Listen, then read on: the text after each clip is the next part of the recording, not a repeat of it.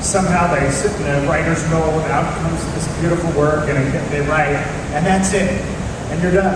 And really, it's just the beginning, right? It's all the promotion and author tours and all of that. But one new way to reach readers is through social media, through blogs, through Twitter, through Facebook.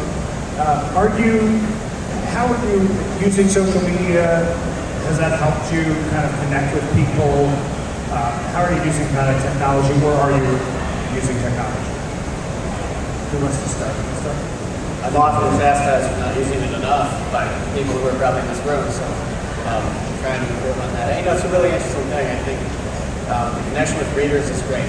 Anytime you can get more feedback from a reader, I think that's a really wonderful thing, because you're writing these stories for a reader, and it's great to get feedback. At the same point, every hour you spend on a blog or on Facebook or tweeting is an hour you're not devoting to the craft and the story. And ultimately, the relationship is supposed to be between character and reader. And if you're pillaging time from that to feed the publicity and the social media side, then I think that's dangerous. It's a fine line, in my opinion. Yeah, I'm like Brad, and I have to say, I don't do a lot of social media, but I do a monthly newsletter, which takes me away from my writing for about 2 hours. But if you expanded that to something else, it is a fine line. I mean, I'm going to use more of it for this book. My last book was almost 2 years ago, and the social media certainly existed then, but now it's like imperative. Now it's here. And I was speaking to somebody from my publisher this morning about social media. And yeah, I'm going to do it. I mean, it's there. I think the only objection all writers have in mind does is the amount of time that it can take away from what you're supposed to be doing, which is writing. No other objection. I don't think so. Yeah, no, and listen, I think a lot of social media is just fear, right? It's like it's the buzzword. If you're not on Twitter, you suck. You're not on Facebook, you don't have enough people, you suck. You screwed up. I think no one wants to admit it, but you do it because you're fearful if you don't, and that's the thing that everyone's doing. But at the end of the day, if your story's not good, I don't care how many friends you have on Facebook, it doesn't matter, right? So I know people have I got 50,000. I'm like, yeah, but your book sucks. That's true friends. True friends buy the book. But I do think also, forget about social media for it because it's such a buzzword.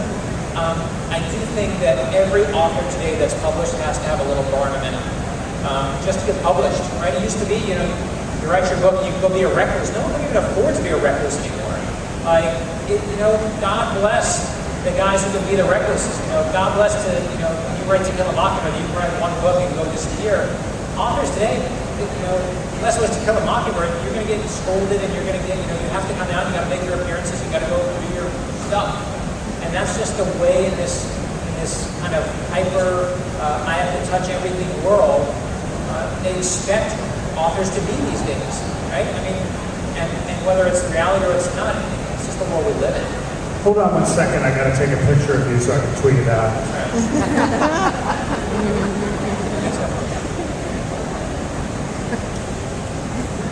Thank you. No, I agree. I have nothing new to add. You just got to find the balance so you can keep doing what you're supposed to be doing, what you wanted to do from the very beginning, just write the stories. Who reads your first draft when you write something? My wife reads mine. Well, my wife reads mine before I'm done the book. Like, she kind of back reads. Does she edit? Yes. Yeah, my wife also, I don't consider my book written until my wife reads it. I really don't. It's not even a first draft until she reads it. And I think she's ruthless. I mean, she really is. And she constantly does the same thing. She's like, she takes in all the jokes and says, you're not funny, and I basically put them back in and say I'm hysterical.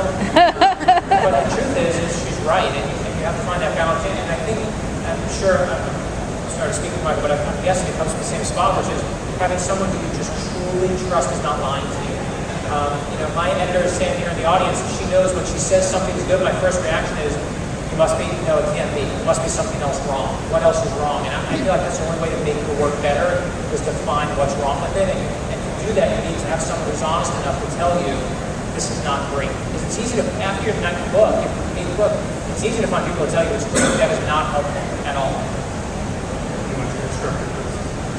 I'm a big believer in the idea of getting a draft done before I show it to anyone. This is how I've always worked, but my fiance is an early reader, and then the gentleman that actually taught me to write when I was working for a newspaper. He's a retired sports editor at the time. He's my first reader when I was 17, and unfortunately he's still tasked with that today. So he's hoping to be able to hang that up at some point. Like he sent it along with his red pen. And his red pen still appears pretty often, so I clearly need to learn some lessons again. It's great. So nobody should read the first draft. I mean, what's the old joke? Passing around your first draft is like passing around samples of the spoon. I don't type. I don't know how to type. I used to know how to type, but I have an assistant who types. So, by default, she reads my first draft. I read my second. The first draft is a craft. The second draft is supposed to be the art. Maybe third draft. By the fourth draft, I'm ready to show it to my wife. But nobody sees the first draft or the second or the third. Well, I just want to